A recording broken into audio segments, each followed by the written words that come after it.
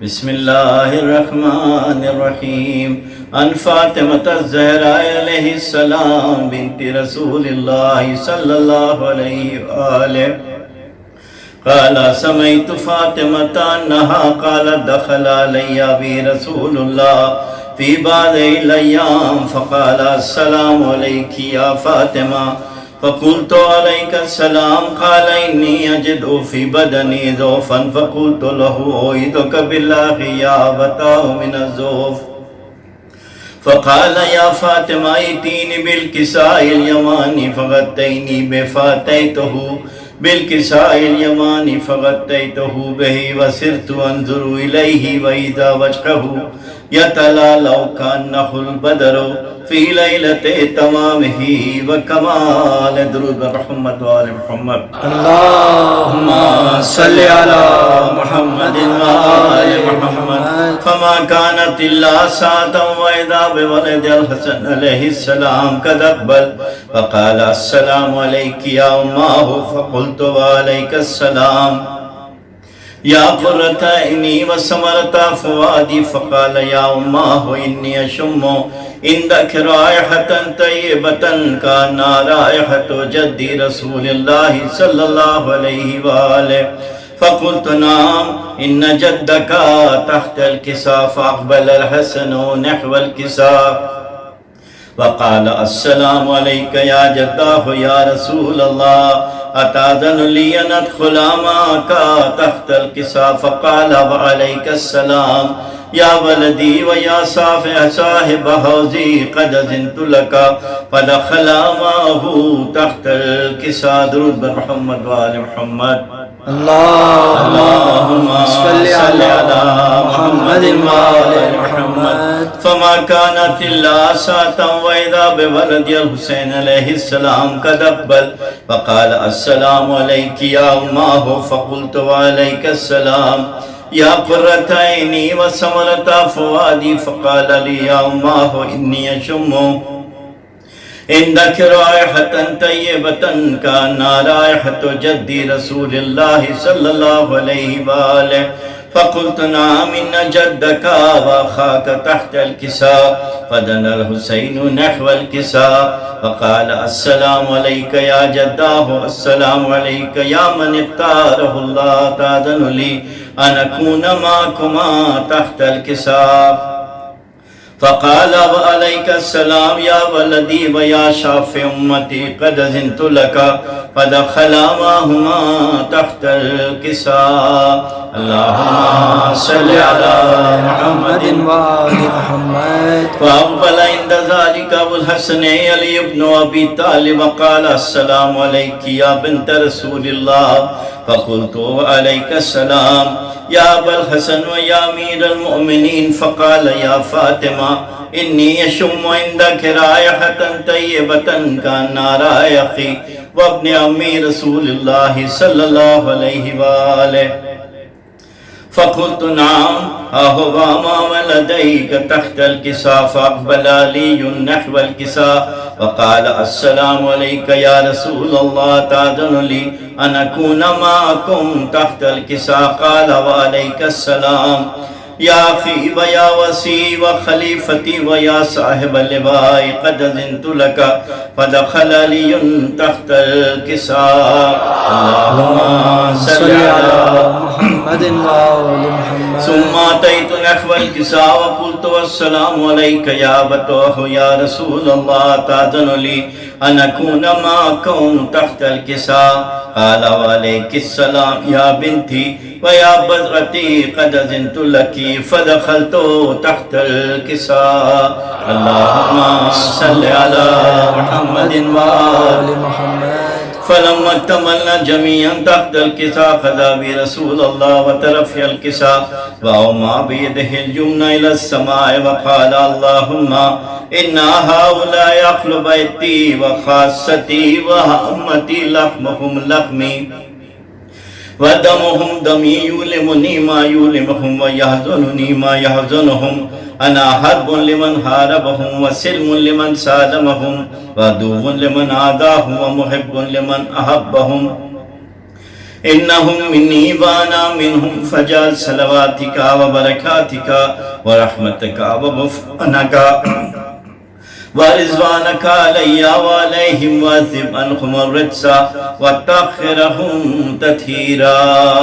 اللهم صل على محمد وآل محمد. فقال الله عز وجل يا ملائكتي ويا سكان السماوات إني ما خلقت سماء مبنية ولا أرضا مدية ولا قمرا منيرا ولا شمسا مضية ولا فلكا يدور ولا بحرا يجري ولا فلكا يسري إلا في محبة هؤلاء الخمسة الذين هم تحت الكساء. فقال الأمين جبريل يا ربي ومن تحت الكساء؟ فقال عز وجل هم أهل بيت النبوة ومعدن الرسالة هم فاطمة وأبوها وبالها وبنوها. اللهم صل على محمد وآل محمد. فقال جبريل يا ربي تأذن لي أن أهبط إلى الأرض ليكون معهم سادسا؟ فقال الله نعم قد أذنت لك. فهبط الأمين جبريل وقال السلام عليك يا رسول الله. العلي لا يقرئك السلام ويخصك بالتحية والإكرام ويقول لك وعزتي وجلالي إني ما خلقت سماء مبنية ولا أرضا مدية ولا قمرا منيرا ولا شمسا مضية ولا فلكا يدور ولا بحرا يجري ولا فلكا يسري إلا لأجلكم ومحبتكم.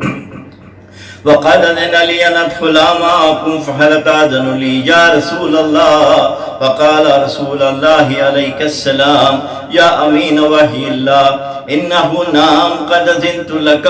فدخل جبريل معنا تحت الكساء. اللهم صل على محمد وآل محمد. فقال لأبي إن الله قد أوحى إليكم يقول إنما يريد الله ليذهب عنكم الرجس أهل البيت ويطهركم تطهيرا.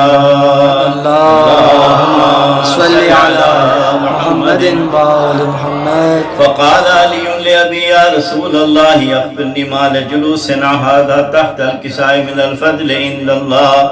فقال النبي صلى الله عليه وآله والذي بعثني بالحق نبيا واصطفاني برسالة نجية ما ذكر خبرنا هذا في محفل من محافل أهل الأرض وفيه جم من شيعتنا ومحبينا إلا ونزلت عليهم الرحمة وحفت بهم الملائكة واستغفرت لهم إلا أن يتفرقوا. فقال علي عليه السلام إذا والله فدنا وفاز شيعتنا ورب الكعبة.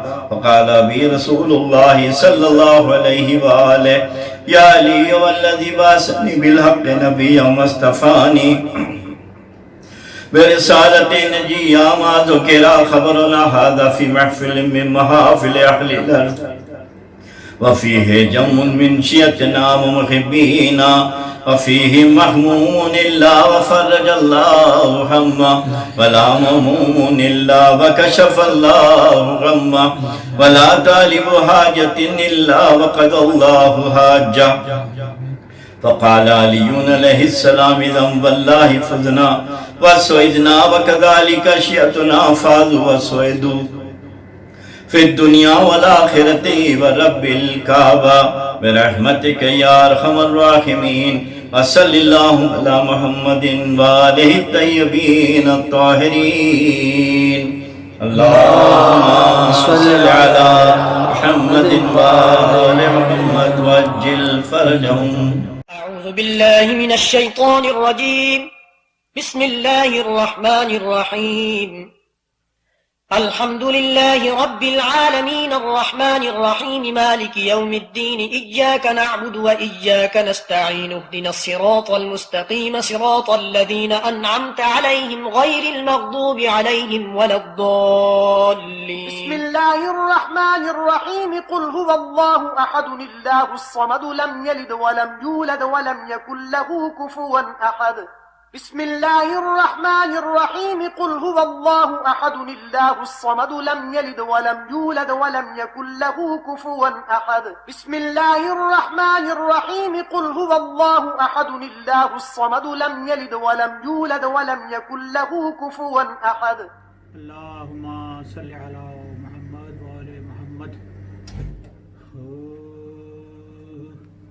نہیں ہوتی گناہگاروں پہ رحمت، ہو بھی سکتی ہے، نہیں ہوتی گناہگاروں پہ رحمت، ہو بھی سکتی ہے، محبت ہو علی سے تو شفاعت ہو بھی سکتی ہے، نہیں ہوتی گناہگاروں پہ رحمت، ہو بھی سکتی ہے۔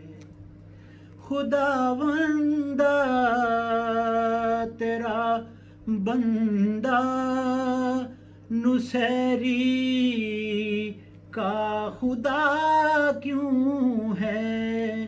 خداوندہ تیرا بندہ نصیری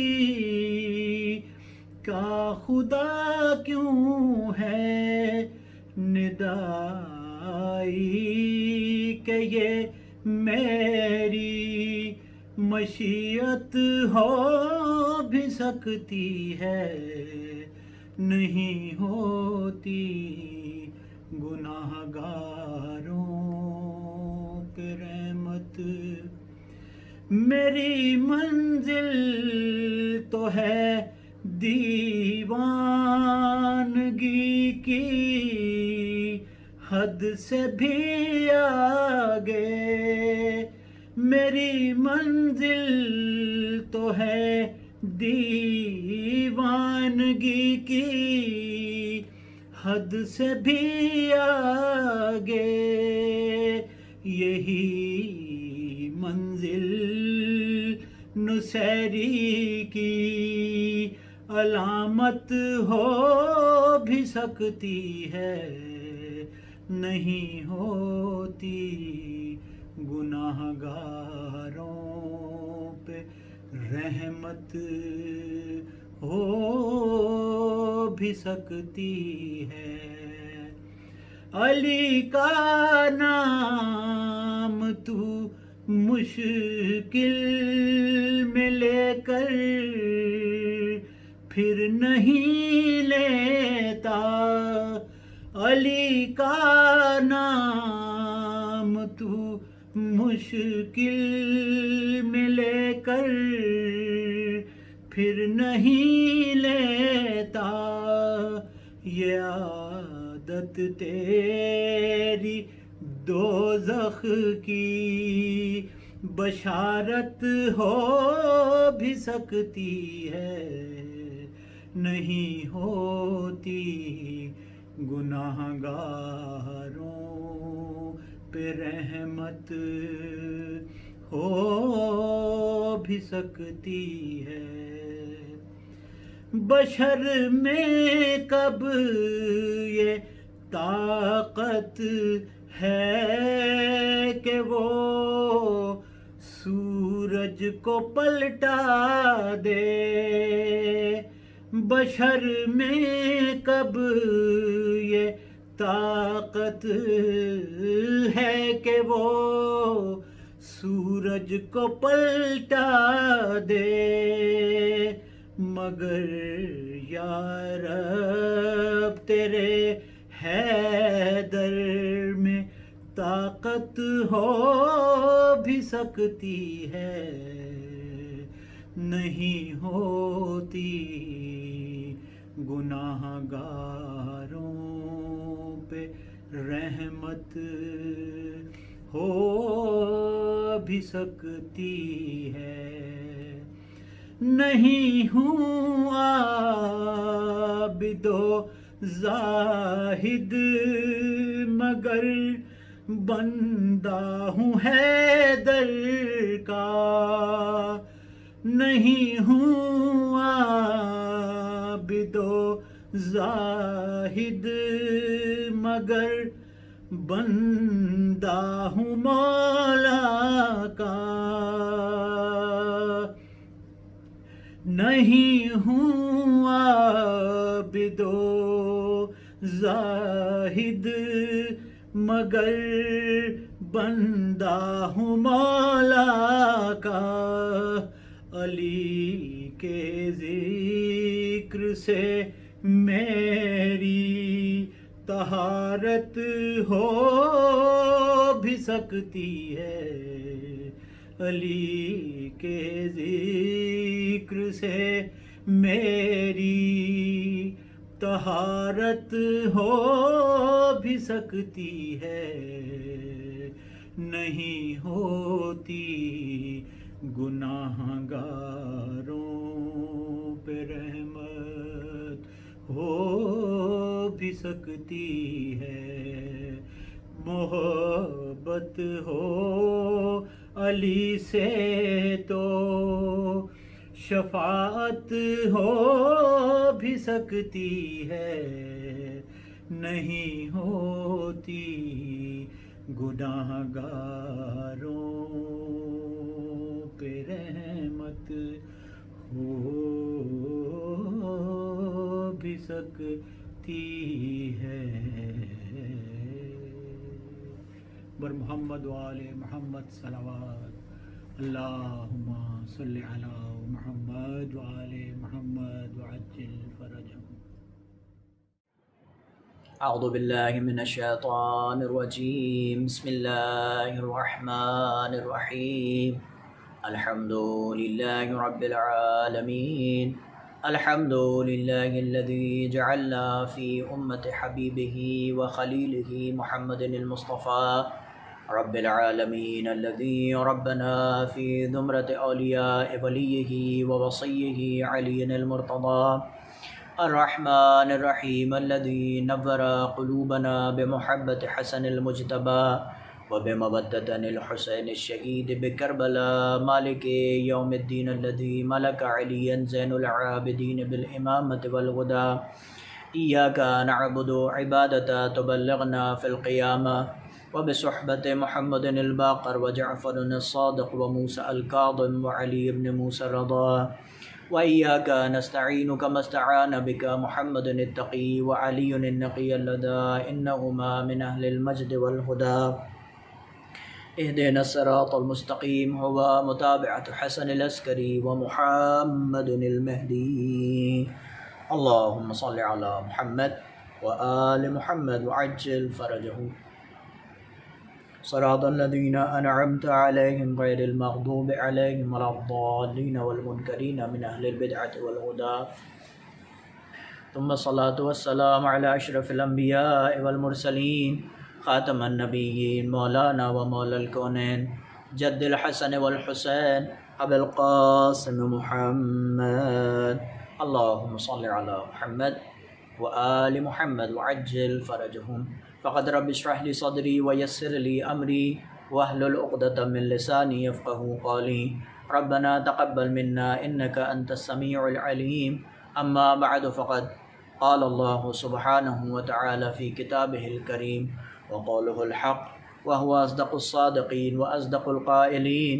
بسم الله الرحمن الرحيم إنا لله وإنا إليه راجعون صلوات بجزمة محمد وآل محمد اللهم صل على محمد وآل محمد وعجل فرجهم۔ اذان محترم، برادران ملت، بزرگان ایمانی، موالیان خاندان عصمت و طہارت، دوستداران ولایت و امامت، سب سے پہلے میں دہ کرامت یعنی 1 ذی القعدہ ولادت حضرت معصومہ قم دختر امام موسیٰ کاظم علیہ السلام اور 11 ذی القعدہ ولادت امام رضا علیہ السلام فرزند امام موسیٰ کاظم علیہ السلام، آپ کی خدمت میں تہنیت و تبریک عرض کرتا ہوں۔ اور آج شب جمعہ کی مناسبت سے جو ایصال ثواب کے لیے اس مجلس کو منعقد کیا گیا ہے، دعا کرتا ہوں پروردگارہ بحق عظمت محمد و آل محمد، بحق خاندان عصمت و طہارت، بحق حضرت معصومہ قم سلام اللہ علیہا و امام رضا علیہ السلام، پروردگارہ ہمارے مرحومین کی مغفرت فرما، انہیں جوار معصومین علیہ السلام میں جگہ عنایت فرما، ان کے قبور پر اپنی رحمت و برکتوں کو نازل فرما۔ خصوصی طور پر پروردگار جو اس مجلس کو مرحوم راجہ نثار حسین فیاض کیانی صاحب کی روح کو اس مجلس کے ثواب کو ارسال فرما، اور ان کے درجات متعالی ہیں پروردگارہ، انہیں متعالی تر فرما، انہیں اہل بیت علیہ السلام کے ساتھ محشور فرما، ان کے برزخ کے سفر کو آسان فرما بے برکت صلوات علی محمد و آل محمد، اللہم صلی علی محمد و آل محمد وعجل فرجہم۔ محترم و معزز ناظرین کرام و سامعین گرامی قدر، وہ آیہ کریمہ جس کو میں نے سرنامہ سخن قرار دیا قرآن مجید کی مشہور و معروف آیت ہے، جسے ہماری قوم کا بچہ بچہ جانتا ہے، حفظ ہے، اور جس کے ترجمے سے آشنا ہے۔ انا للہ و انا الیہ راجعون، بے شک ہم پروردگار عالم کے لیے اور اسی کی بارگاہ میں ہمیں پلٹ کر جانا ہے۔ میں نے اپنی گزشتہ تقاریر کو اس آیہ کریمہ کے محور میں اور اس ایک روایت جس کو میں نے آپ کی خدمت میں پیش کیا کہ جس میں ایک شخص رسول خدا صلی اللہ علیہ وآلہ وسلم کی خدمت میں آ کر کے سوال کرتا ہے، یا رسول اللہ اتأذن لی ان اتمنی الموت، یا رسول خدا کیا آپ مجھے اجازت دیتے ہیں کہ میں موت کی تمنا کروں؟ میں اس بات کے اوپر مفصل گفتگو کر چکا ہوں، جلدی میں انشاءاللہ بس خلاصتاً آپ کی خدمت میں اس روایت کو پیش کرتے ہوئے آگے اس روایت کو لے کر کے چلتا ہوں۔ یا رسول اللہ اتأذن لی ان اتمنی الموت، کیا آپ اجازت دیتے ہیں کہ میں موت کی تمنا کروں؟ حضور پاک صلی اللہ علیہ وآلہ وسلم ارشاد فرماتے ہیں، لا بد من ذالک، کل نفس ذائقۃ الموت، موت سے فرار اختیار نہیں ہے۔ موت ایک ایسی حقیقت کا نام ہے جو ہر حال میں اس انسان کے اوپر آن پڑنا چاہیے، بروج مشیدہ میں ہی کیوں نہ ہو۔ ایسے گھروں کو یہ بنا لے کہ جس میں کسی بھی انسان کا عبور ممکن نہ ہو، لیکن موت کا فرشتہ ملک الموت وہاں پر آ جاتا اور اس کی روح کو قبض کر لیتا۔ کل نفس ذائقۃ، ہر نفس کو موت کا مزہ چکھنا۔ اس کے بعد حضور پاک ارشاد فرماتے ہیں کہ اگر تم یہ چاہتے ہو کہ اس سے قبل کہ ملک الموت آ کر تمہاری روح کو قبض کر لے، تم اپنے اس روح کے اس جسم سے جدا ہونے سے پہلے 10 شخصیتوں کی خدمت میں ہدایہ تقسیم کر دو، ابھی سے ارسال کر دو، تاکہ جب تم ان کی بارگاہ میں پہنچو، ان 10 شخصیتوں کے پاس پہنچو اور یہ تم سے سوال کریں کہ ہمارے لیے گفٹ لے کر کے آئے ہو، ہمارے لیے ہدیہ لے کر کے آئے ہو، تو وہ ہدیہ ہم ان کی خدمت میں پیش کر سکیں اور وہاں پر ہمیں آسانی نصیب ہو سکے۔ میں نے 2 شخصیتوں کی خدمت میں جو ہدیہ ارسال کرنا تھا وہ آپ کی خدمت میں پیش کر دیا ہے۔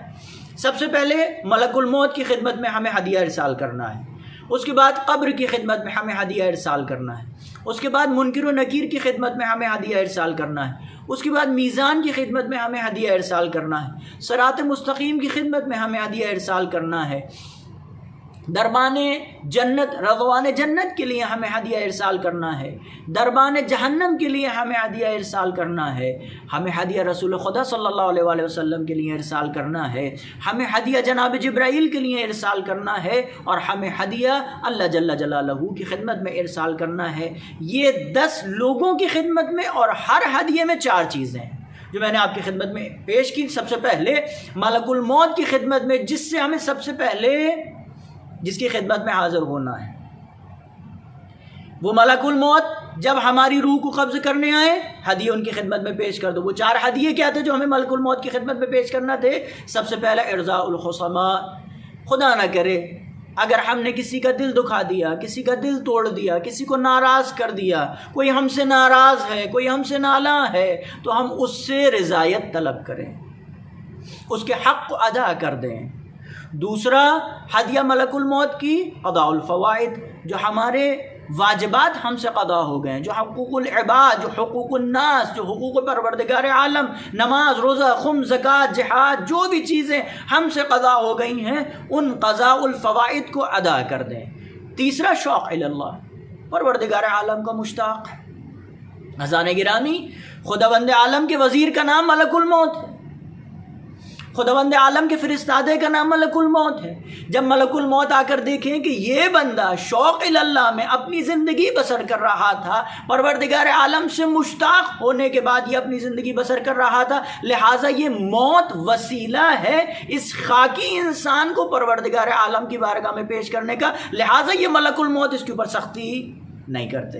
لہٰذا تیسرا ہدیہ شوق اللہ، ہم اپنی صبح شام دن رات تمام تر اپنے احکام، اپنے اموال، اپنی باتیں، اپنے دین، اپنی شریعت، اپنے اسلام، تمام تر چیزوں کو جو انجام دیتے ہیں، تمام تر افعال کو جو انجام دیتے ہیں، وہ پروردگار عالم کی رضایت کی خاطر، پروردگار عالم سے ملاقات کی خاطر۔ لہٰذا جب ملک الموت ہماری خدمت میں آئے، روح کو قبض کریں، ان کی خدمت میں جب یہ عرض ہدیہ پہنچ جائے گا، وہ ہم پر سختی نہیں کریں گے اور آسانی سے ہماری روح قبض کر لی جائے گی۔ اور چوتھا ہدیہ جو ملک الموت کی خدمت میں ہمیں پیش کر دینا ہے، وہ ہے تمنی الموت۔ صبح کریں شام کریں تو موت کی تمنا میں، موت کی آرزو میں۔ لہٰذا یہ 4 ہدیے ملک الموت کی خدمت میں۔ دوسرے 4 ہدیے قبر کی خدمت میں جو ہمیں ارسال کرنا ہے۔ سب سے پہلا ہدیہ ترک النمیمہ،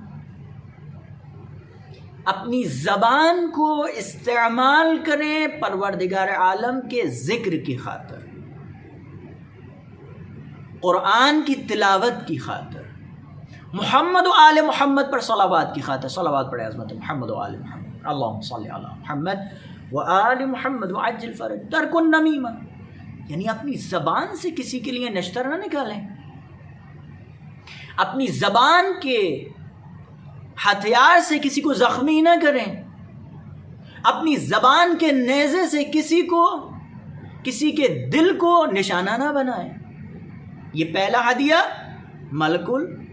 ہدیہ قبر کی خدمت میں، ترک النمیمہ، زبان کو کنٹرول میں رکھیں، لوگوں کی حمایت، لوگوں کی نصرت، لوگوں سے محبت کی خاطر اپنی زبان کا استعمال کریں۔ وہ قرأۃ القرآن، دوسرا ہدیہ قبر کی خدمت میں قرأۃ القرآن، قرآن کی تلاوت کرنا، قرآن کی تلاوت کرنا۔ یہ قرآن کی تلاوت عزیزان گرامی بہت عظیم ثواب رکھتا ہے۔ جس گھر میں قرآن کی تلاوت ہوتی ہے، ملائکہ رحمت اس میں نازل ہوتے ہیں۔ اور تیسرا ہدیہ صلاۃ اللیل، نماز شب ایک عظیم عبادت کا نام ہے۔ نماز شب قبر کی وسعت کا سبب بنتی ہے، نماز شب قبر کی نورانیت کا سبب بنتی ہے۔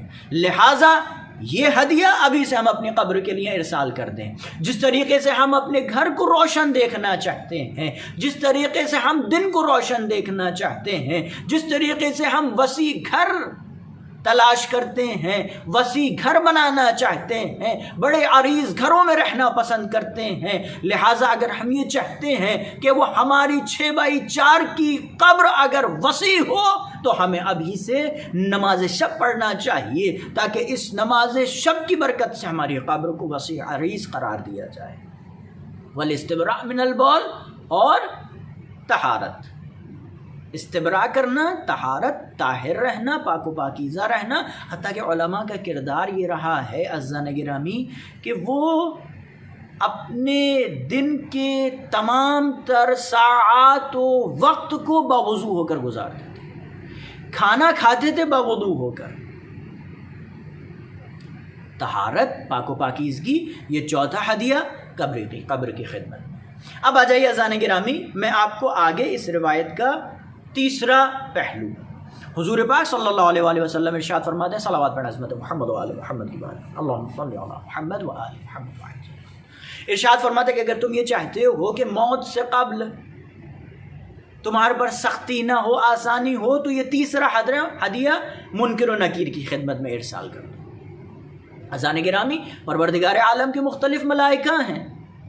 خداوند عالم کے بعض ملائکہ پانی برسانے پر معین ہیں، بعض ملائکہ کھانا پہنچانے پر معین ہیں، بعض ملائکہ سورج کو نکالنے پر معین ہیں، اسے غروب کرنے پر معین ہیں، بعض ملائکہ ہواؤں پر معین ہیں۔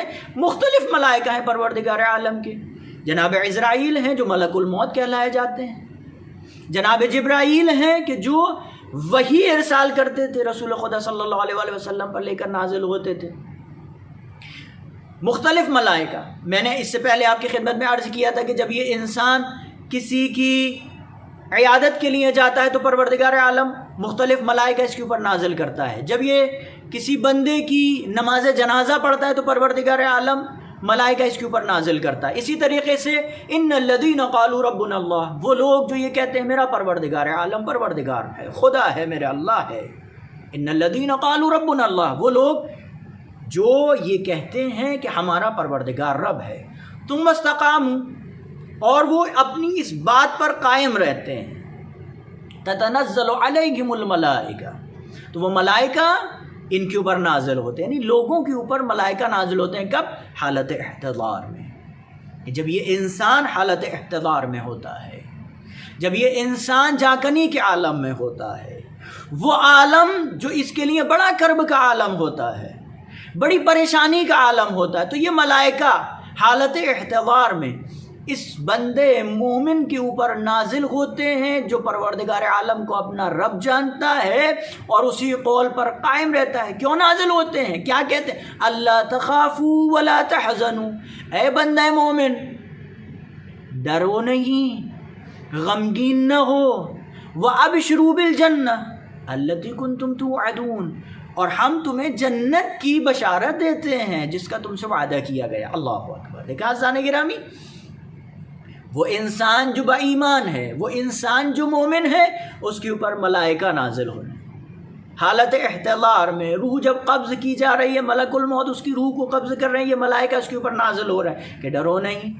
گھبراؤ نہیں، پریشان نہیں ہو، بے چین نہیں ہو، مضطرب نہیں ہو۔ کیوں؟ کہ ہم پروردگار عالم کے فرشتے تمہارے پر نازل ہو گئے اور تمہارے پر سکون نازل کر رہے ہیں، ڈرو نہیں، اور تمہیں ہم جنت کی بشارت دیتے ہیں جس کا تم سے وعدہ کیا گیا تھا۔ لہٰذا بعض فرشتے وہ ہیں جو اس انسان کی بشارت کے لیے نازل ہوتے ہیں، جو اس انسان کو ڈرنے نہیں دیتے، خوف زدہ نہیں ہونے دیتے۔ وہیں دوسری طرف فَكَيْفَ إِذَا تَوَفَّتْهُمُ الْمَلَائِكَةُ، اور جب ملائکہ ان کی روح کو قبض کرتے ہیں، یضربون وجوہہم وادبارہم، اور وہ ملائکہ اس کے چہروں پر مارتے ہیں اور اس کی پیٹھ پر مارتے ہیں جب اس کی روح کو قبض کی جا رہی ہے۔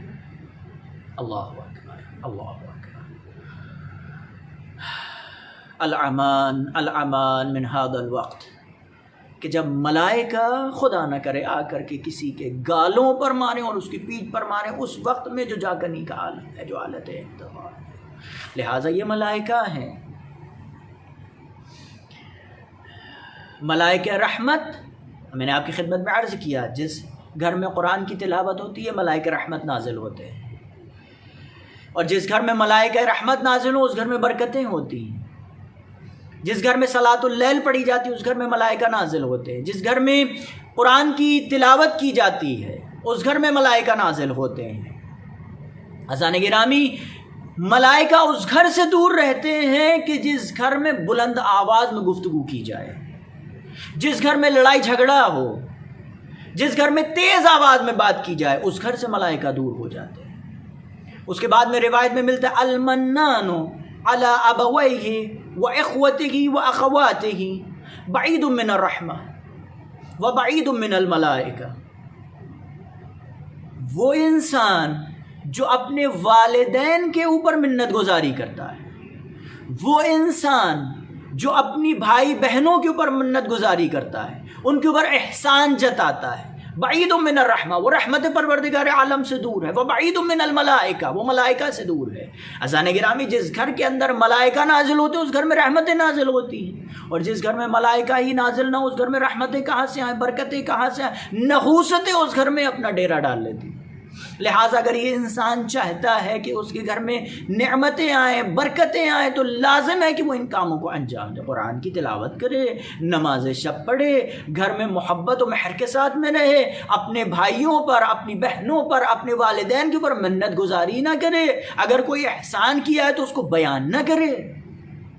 لہٰذا اب ہم اگر یہ چاہتے ہیں، لہٰذا یہ ملائکہ ہیں جو اس دنیا میں جن کا بہت زیادہ ہماری زندگی میں اثر ہے، اور انہی میں سے دو ملائکہ منکر و نکیر، جب یہ دنیا والے ہمیں اس قبر میں لٹا دیں اور اس ہماری قبر کے پاس سے چلے جائیں، اس وقت میں یہ منکر و نکیر آتے ہیں اور ہم سے ہمارے دین، ہماری شریعت، ہمارے اسلام، ہمارے عقیدے کے بارے میں سوال کرتے ہیں۔ اب ان منکر و نکیر کے لیے سوال وہ کیا ہے، ہدیہ کیا ہے؟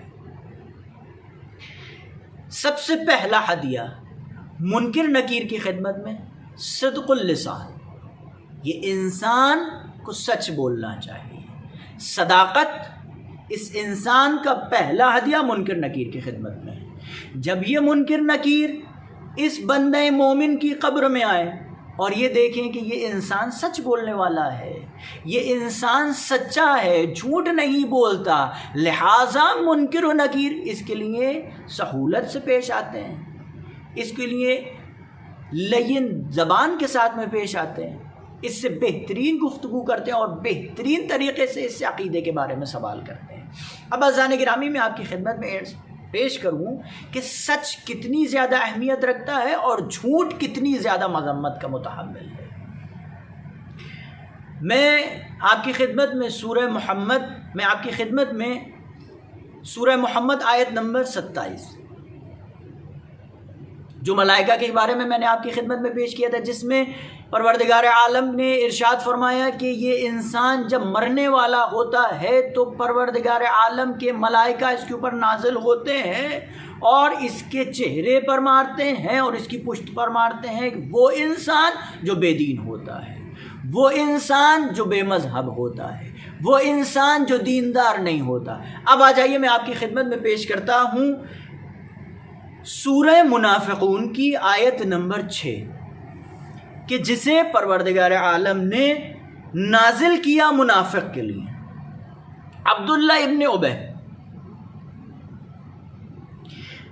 رسول خدا صلی اللہ علیہ وآلہ وسلم جب ایک جنگ سے واپس آ رہے تھے تو راستے میں لشکر اسلام بہت زیادہ پیاسا ہوا۔ جب اس پیاس کی شدت بڑھی تو نزدیک میں انہیں کنواں نظر آیا کہ جس میں ایک مہاجر اور ایک انصار تیزی کے ساتھ میں دوڑتے ہوئے گئے اور اپنی مشقوں کو اس میں ڈال دیا۔ توجہ کیجیے گا عزیزان گرامی کہ جھوٹا انسان کتنا زیادہ مذمت کا متحمل ہے اور جھوٹے انسان کو قرآن نے کس چیز کی تعبیر سے یاد کیا ہے۔ سب سے پہلے صلوات پڑھیں عظمت محمد و آل محمد، اللہم صلی علی محمد و آل محمد وعجل فرجہم۔ اب یہ دیکھیں، مومن جس میں ایک مہاجر ہے اور ایک انصار ہے، ایک جنگ سے واپس آ رہے ہیں، مدینے کی طرف حرکت کریں۔ مہاجر وہ کہ جس نے مکے سے اور دوسری جگہوں سے ہجرت کری اور مدینے آ گئے۔ انصار وہ کہ جنہوں نے ان مہاجرین کو گھر دیا، ان کی نصرت کی، ان کی حمایت کی، ان کو مدینے میں رہنے کے لیے جگہ دی انصار۔ اب یہ مہاجر اور یہ انصار یہ جب اس کنویں کے نزدیک پہنچتے ہیں اور اپنی اپنی مشقوں کو اس کنویں میں ڈال دیتے ہیں تو اس عالم میں ان کی مشقیں ایک دوسرے سے گرہ کھا جاتی ہیں اور دونوں مشقیں پانی نہیں بھر پاتی۔ اسی درمیان میں ان دونوں میں جنگ و دعوا ہو جاتا ہے، جس میں مہاجر انصار کے تماچا مار دیتا ہے۔ جب یہ مہاجر اس انصار کے تماچا مارتا ہے تو عبداللہ ابن ابی منافق یہ انسان جب یہ دیکھتا ہے اور دیکھنے کے بعد میں کہتا ہے بہت اچھا موقع ہے، مہاجرین اور انصار کو آپس میں لڑوا دو، یہیں سے جو ہے وہ لشکر اسلام کا قلعہ قمع ہے۔ پہنچا اور پہنچنے کے بعد دیکھو کیا وقت آ گیا ہے، یہ وہ لوگ جنہیں ہم نے جگہ دی، جنہیں رہنے کے لیے مکان دیا، جسے کھانے کے لیے گھر دیا، جنہیں رہنے کے لیے جگہ دی، جن کی سرپرستی ہم نے کی، یہ وقت آ گیا کہ یہ مہاجر ہم انصار کے اوپر ہاتھ اٹھا رہے ہیں، لہذا چلو مدینے۔ اور جیسے ہی مدینے چلیں گے رسول اور ان تمام تر مہاجرین کو مدینے سے نکال کر کے خارج کر دیں گے، مدینے سے نکال کر کے باہر کر دیں گے۔ جناب زید ابن ارقم جو اس ٹائم میں جوان تھے، نوجوانی کا عالم تھا، رسول خدا صلی اللہ علیہ وسلم کی خدمت میں اور آنے کے بعد میں کہتے ہیں یا رسول اللہ جلدی چلیے، مہاجرین اور انصار ایک دوسرے کے در پہ ہیں، کہیں ایسا نہ ہو تلواریں نکل جائیں اور جنگ و جدال ہو جائے، یا رسول اللہ جلدی چلیے۔ رسول خدا پہنچے، وہاں پر یہ جو نزاع کے عالم میں تھے، جنگ کی حالت میں تھے، جنگ ہونے والی تھی، ان لوگوں کو رسول خدا صلی اللہ علیہ وسلم نے آرام سے اور ان کو سمجھایا بجھایا، جنگ ختم کروائی۔ زید ابن ارقم کہتے ہیں یا رسول اللہ عبداللہ ابن عبی نے یہ بات کہی ہے کہ چلو ان کو مدینے جائیں گے اور تمام تر ان مہاجرین کو مدینے سے نکال کر کے خارج کر دیں گے۔ جناب رسول خدا نے عبداللہ ابن عبی سے پوچھا کیا تم نے یہ بات کہی ہے کہ ہم ان مہاجرین کو مدینے سے نکال کر کے خارج کر دیں گے؟ عبداللہ ابن عبی کہتا نہیں یہ تو جھوٹ بول رہا ہے، میں نے تو ایسا نہیں کہا ہے، آپ اس نوجوان کی بات پر یقین کرتے ہیں؟ میں نے ایسا نہیں کہا ہے، یہ جھوٹ بول رہا ہے۔ اور اس کے ساتھ کے 2-3 منافق اور اس بات کی تصدیق کرتے ہیں کہ نہیں عبداللہ ابن عبی نے یہ بات نہیں کہی ہے، یہ جھوٹ بول رہا ہے۔ رسول خدا صلی اللہ علیہ وسلم نے مصلحت کو جانا اور جاننے کے بعد میں یہاں پر انہیں خاموش کیا اور مدینے کا رخ کیا۔ جب یہ لوگ مدینے پہنچے، زید ابن ارقم نے یہ بات سمجھی کہ رسول خدا صلی اللہ علیہ وآلہ وسلم نے میری حمایت نہیں کی اور دروازے کو اپنے اوپر بند کر دیا اور گھر سے خارج نہیں ہوتے ہیں۔ قرآن مجید کی آیت نازل ہوتی ہے یقولون لئن رجعنا الی المدینۃ لیخرجن الأعز من الأذل۔ قرآن مجید کی آیت نازل ہوئی کہ اے رسول، یہ لوگ کہتے ہیں کہ جب ہم مدینے پہنچ جائیں گے تو اپنے آپ کو یہ لوگ اعز کہتے تھے، کیونکہ یہ مدینے میں رہتے تھے اور انہوں نے مہاجرین کو جگہ دی، پناہ دی، ان کو کھانے پینے کے لیے تمام تر چیزوں کا انتظام کیا، لہٰذا اپنے آپ کو اعز کہتے تھے، اور وہ لوگ جو مکے سے آئے تھے مہاجرین تھے ان کو اذل کہتے تھے۔ لہٰذا یہ قرآن کی آیت نازل ہوئی، پروردگار عالم کی جب یہ آیت حضور پاک پر نازل ہوئی، حضور پاک صلی اللہ علیہ وآلہ وسلم نے جناب زید ابن ارقم کو بلایا اور بلانے کے بعد میں کہا زید ابن ارقم، تمہیں پروردگار عالم نے تمہارے قول کی تصدیق کی ہے، جھوٹا منافق ہے، جھوٹا منافق ہے۔ جھوٹے انسان کو منافق سے تعبیر کیا گیا ہے۔ 3 چیزیں روایت میں ملتا ہے کہ 3 چیزیں منافق ہونے کی دلیل، ایک جھوٹ، ایک بدقولی، ایک امانت میں خیانت، ثلاثۃ من کن فہو منافق۔ یہ 3 چیزیں جس انسان کے اندر پائی جاتی ہیں وہ انسان منافق ہے۔ جھوٹ، بدقولی، امانت میں خیانت، و انصام و صلی۔ اگرچہ یہ انسان نماز بھی پڑھ رہا ہو، اگر یہ انسان روزہ بھی رکھ رہا ہو، اس کے باوجود اگر یہ انسان جھوٹا ہے، بدقول ہے، اگر یہ انسان امانت میں خیانت کرنے والا ہے، یہ انسان منافق ہے۔ لہذا ضروری نہیں ہے کہ منافق صرف اسے کہا جائے جو دل سے دین اور اسلام کا اقرار کرتا نظر آئے اور جو زبان سے دین اور اسلام کا اقرار کرتا ہے اور دل سے اقرار نہ کرے، بلکہ منافق وہ ہے وہ نماز بھی پڑھ رہا ہو، روزہ بھی رکھ رہا ہو، لیکن جھوٹا ہے، بدقول ہے، امانت میں خیانت کرنے والا ہے، اسے منافق کہا جاتا ہے۔ دوسرا، جھوٹے انسان کو اذان گرامی فاسق کہا گیا ہے۔ قرآن مجید کی آیت،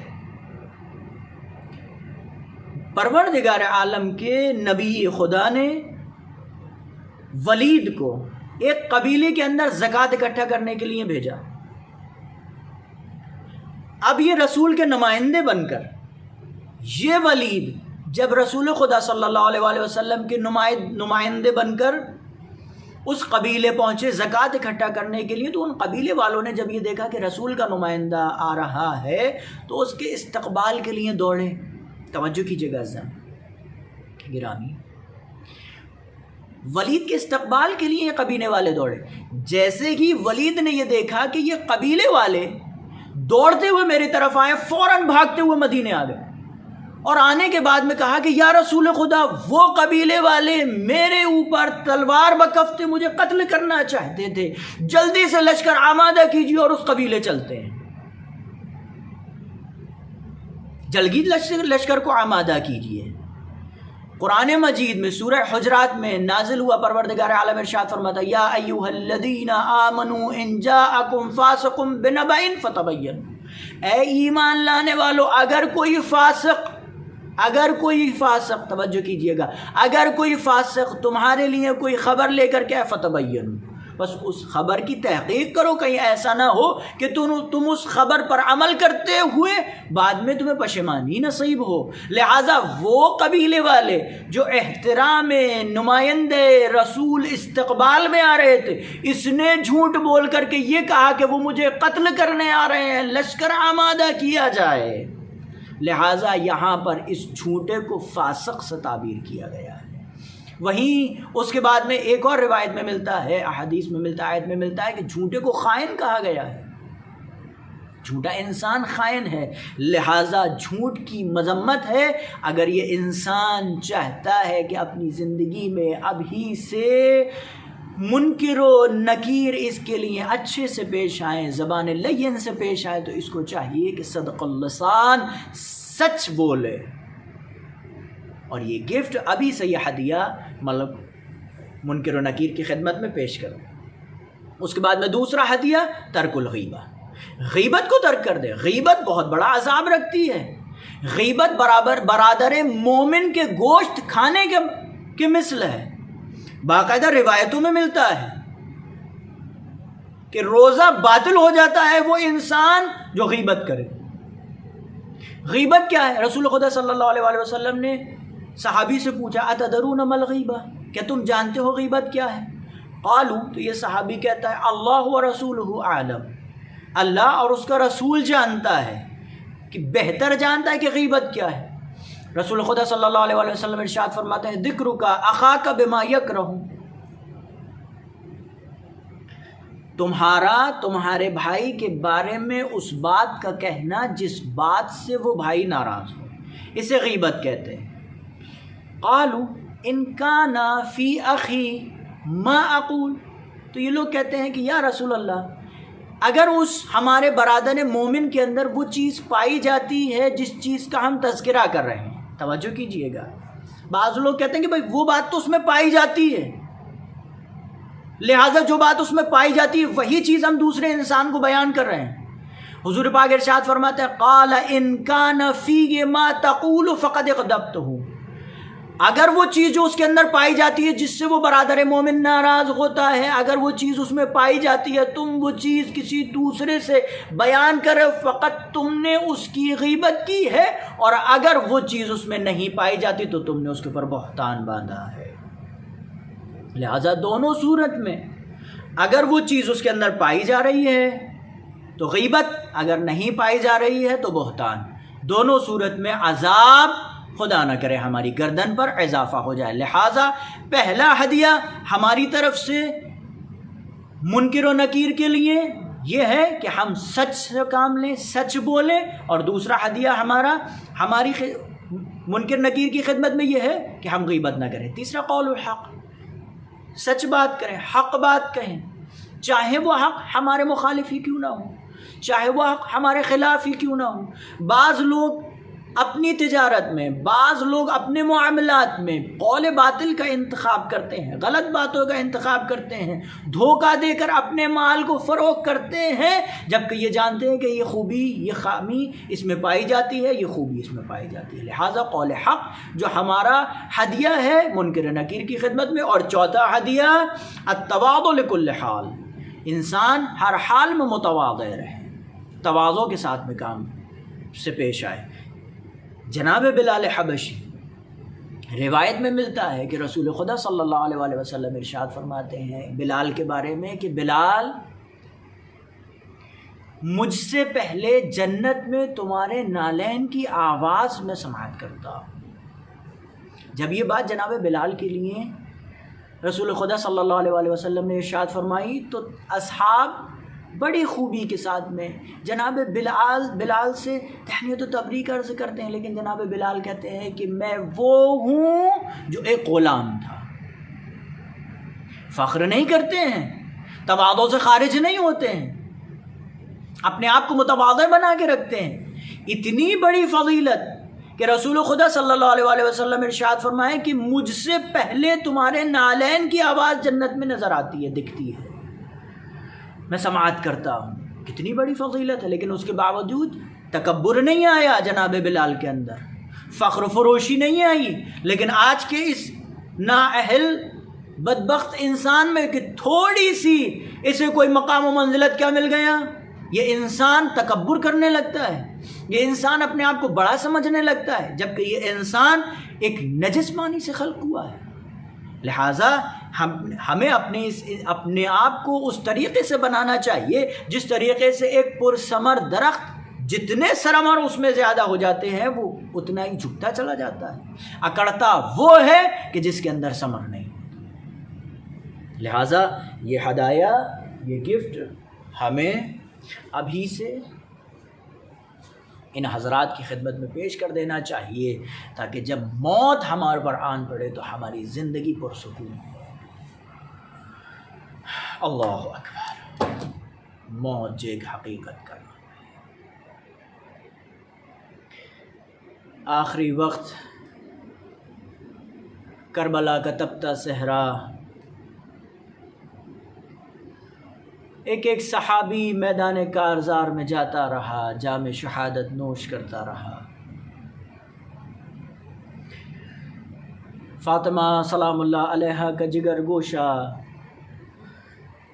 امام حسین علیہ السلام آخری وقت میں آئے اپنی بہن کے پاس، اور آنے کے بعد میں کہتے ہیں میری بہن میرے لیے وہ بوسیدہ لباس لا دو۔ کہ بھیا بوسیدہ لباس کا کیا کرو گے؟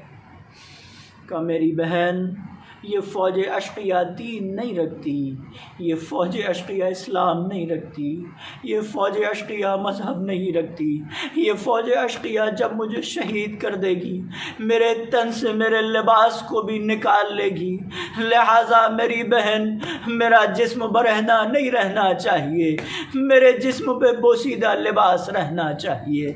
ہاں عزیزو اور میرے دوستوں، ایک مرتبہ جناب زینب نے امام حسین علیہ السلام کو بوسیدہ لباس دیا، مولا حسین علیہ السلام نے بوسیدہ لباس پہنا۔ اب ایسے خیمے سے خارج ہوتے ہیں جیسے ایک لاشا خیمے سے نکل رہا ہو، ایک ایک بی بی گریہ کر رہی ہے، ہمارا سرپرست جا رہا ہے، ہمارا امام جا رہا ہے۔ عزیزو اور میرے دوستو، مولا حسین گھوڑے پر سوار ہوئے، ایک مرتبہ جیسے ہی رہوار پر سوار ہوتے ہیں، ایک مرتبہ مولا چاہتے ہیں کہ رہوار کو میدان کارزار کی طرف لے جائیں۔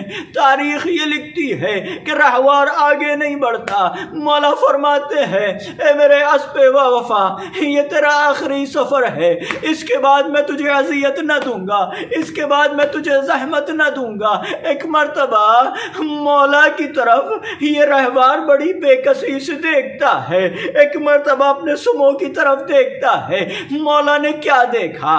4 سالہ سکینہ ہے، اسب باوفا سے چپٹی ہوئی ہے اور آواز دے رہی ہے اے میرے بابا کے گھوڑے، میرے بابا کو میدان میں نہ لے جا، اس لیے کہ میں نے دیکھا ہے صبح سے جو بھی میدان میں گیا واپس لوٹ کر نہ آیا۔ عزیزو اور میرے دوستو، مولا حسین اترے، 4 سالہ سکینہ کو اپنی آغوش میں لیا، لینے کے بعد کہا اے میری لال سکینہ، سکینہ تو نے مجھے خدا حافظی کر دی تھی، یہ دوبارہ سے یہاں آنے کی کیا ضرورت ہے؟ ایک مرتبہ سکینہ کہتی ہے بابا جان آپ کے سینے پر نیند آتی تھی، بابا آپ جب چلے جائیں گے میں کس کے سینے پر سوؤں گی؟ مولا نے کہا ہوگا اے سکینہ اگر شام غریبا کسی کے سینے پر نیند نہ آئے، ہاتھوں کو بلند کرتے ہوئے قتل گاہ کی طرف آ جانا، میں تجھے بلا لوں گا، الیہ الیہ یا بنیا میری جان،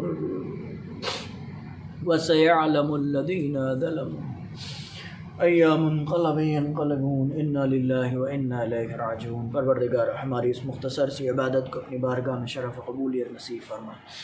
اس مجلس کا ثواب جو معین کیا اسے پروردگار مرحوم راجہ نثار حسین فیاض کیانی صاحب کی روح کو اس مجلس کے ثواب کو ارسال فرما۔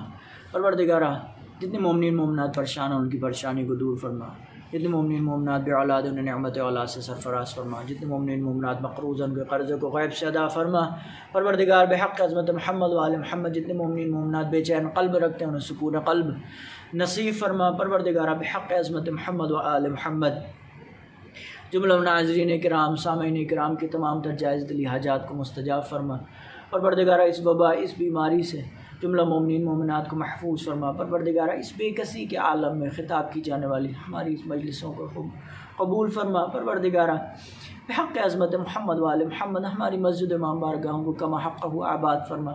اس وبا اس بیماری کو نصف نابود فرما۔ جتنے مومنین مومنات مریض ہیں پروردگار انہیں شفا کامل و عاجل نصیب فرما۔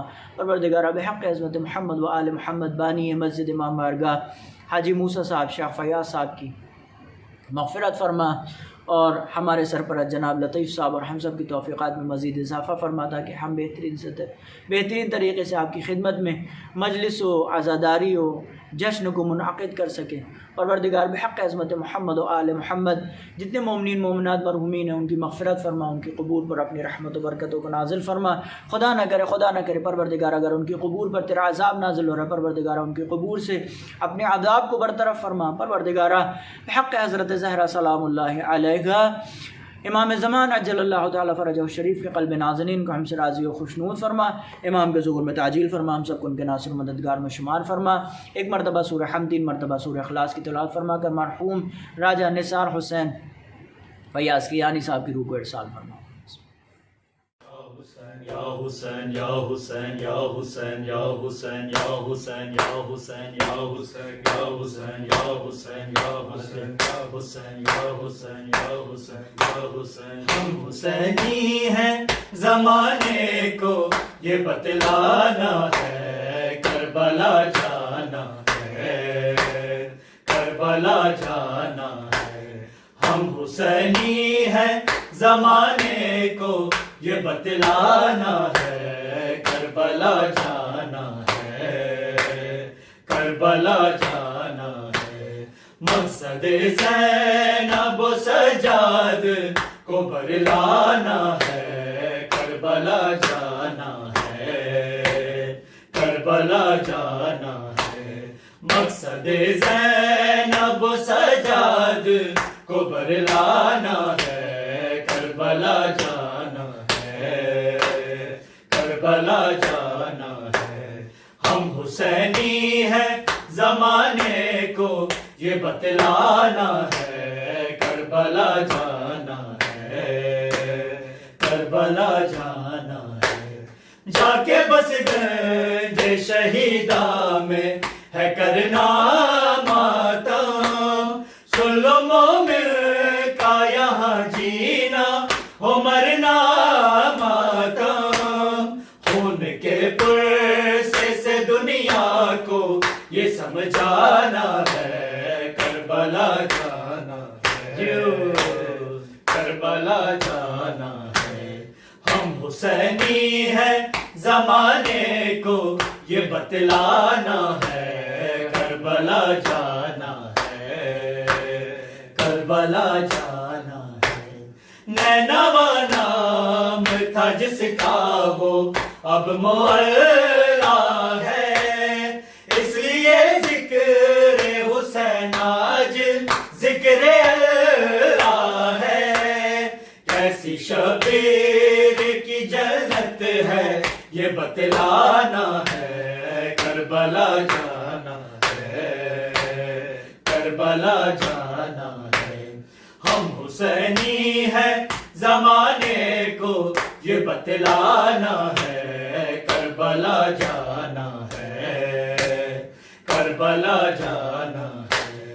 مقصد زینب و سجاد کو برلانا ہے، کربلا جانا ہے، کربلا جانا ہے۔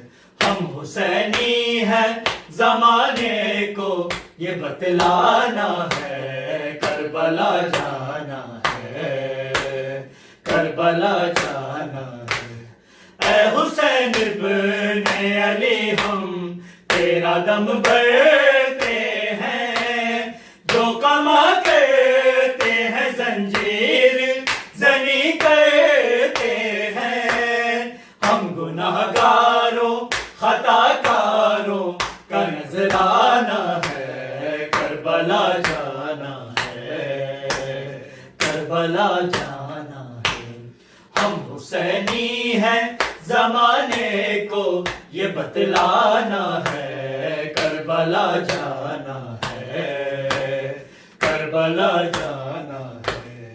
سامرا کم یا کہ مشہد ہو سب پناہے ہیں، جو مستقیم خدا کہتا یہ وہ رائے ہیں۔ ہو نجف شام کے کربل ہو شفا خانہ ہے، کربلا جانا ہے، کربلا جانا ہے۔ ہم حسینی ہیں زمانے کو یہ بتلانا ہے، کربلا جانا ہے، کربلا جانا ہے۔ مقصد زینب سجاد کو برلانا ہے، کربلا جانا ہے، کربلا جانا ہے۔ ہم حسینی ہیں زمانے کو یہ بتلانا ہے، کربلا جانا ہے، کربلا جانا ہے۔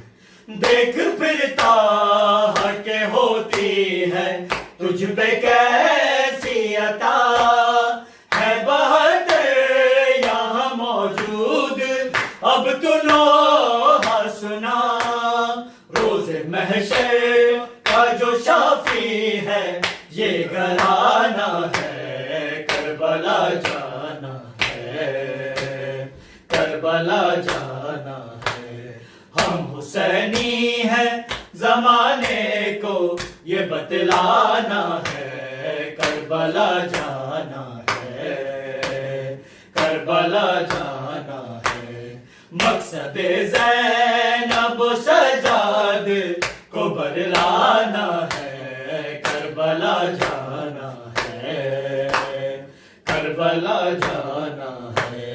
ہم حسینی ہیں زمانے کو یہ بتلانا ہے، کربلا جانا ہے، کربلا جانا ہے۔ اے حسین ابن علی ہم تیرا دم بھرتے ہیں، جو کما کرتے ہیں زنجیر زنی کرتے ہیں۔ ہم گناہ گاروں خطا کاروں کا نذرانہ ہے، کربلا جانا ہے، کربلا جانا ہے۔ ہم حسینی ہیں زمانے کو یہ بتلانا ہے، کربلا جانا ہے، کربلا جانا حسین یا حسین۔ السلام عليك يا أبا عبد الله، السلام عليك يا ابن رسول الله، السلام عليك وعلى جدك وأبيك، السلام عليك وعلى أمك وأخيك، السلام عليك يا أبا الفضل العباسي يا ابن أمير المؤمنين، السلام عليكم جميعا شهداء كربلاء ورحمة الله وبركاته. السلام عليك يا علي بن موسى الرضا الرازي بالقدر والقضاء، السلام عليك يا أنيس النفوس أيها المدفون بأرض توس، سيدي رزقنا الله في الدنيا زيارتكم وفي الآخرة شفاعتكم، الصلاة والسلام عليكم ورحمة الله وبركاته. السلام عليك يا صاحب العصر والأمر والزمان، الأمان الأمان الأمان من فتن الزمان، السلام عليك يا شريك القرآن، السلام عليك يا إمام زماننا هذا وإمام الإنس والجان، سيدي عجل الله تعالى فرجك وسهل الله تعالى مخرجك وزهورك وجعلنا من أنصارك وأعوانك والمستشهدين بين يديك تحت لوائك، الصلاة والسلام عليكم ورحمة الله وبركاته. الرحمن الرحيم اللهم كل وليك الحجة ابن الحسن صلواتك عليه وعلى آبائه في هذه الساعة وفي كل ساعة وليا وحافظا وقائدا وناصرا ودليلا وعينا حتى تسكنه أرزك توا وتمتعه فيها طويلا. من محمد وآل محمد صلوات.